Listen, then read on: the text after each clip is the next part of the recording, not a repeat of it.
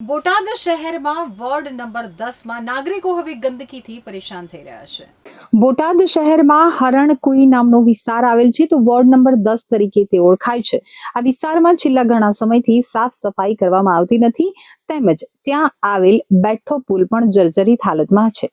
તો આસપાસના બાવળોના ઝુંડ ઉભા થયા છે તથા ગેરકાયદેસર દબાણો પણ થયેલા છે, જેના કારણે નદીમાં પાણી આવતા લોકોના ઘરમાં પાણી ઘૂસી જાય છે।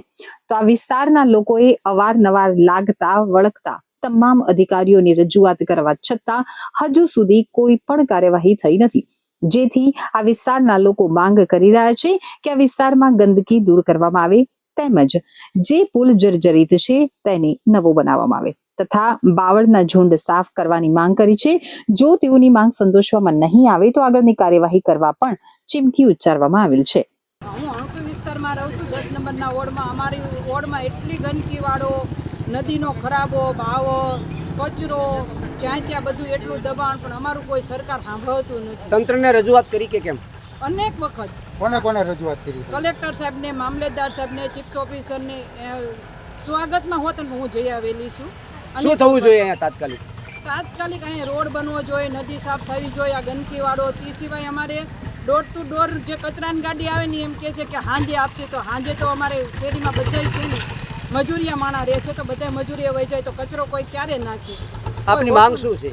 અમારી માંગ એવું છે કે કચરોની ગાડી સવારના વારે આવે, નદી સાફ થાય, આ ગટરનું કામ થાય, રોડનું કામ થાય, અને આ ગંદકીવાળાનો તો એટલો પ્રશ્ન છે ને એની કોઈ સીમા નથી। એના હિસાબે જીવજંતુ, એરું, પડકા બધું ટોટલ વસ્તુ ઘરમાં આવી જાય છે। માંગ નહીં સંતોષવામાં આવે તો આગળના સમયની અંદર શું? અમે આગળ છે ને નગરપાલિકામાં જઈને બેસશું અથવા કોઈ પણ પગલાં લેવા પડશે આગળ, તો અમે આ વિસ્તારનો પ્રશ્ન શું છે? આ ગંદકીનો શું બીજી ગંદકીમાં કોઈ સફાઈ કામ થતું નથી, અવારનવાર રજૂઆત છતાં કોઈ તંત્ર ધ્યાન દેતું નથી।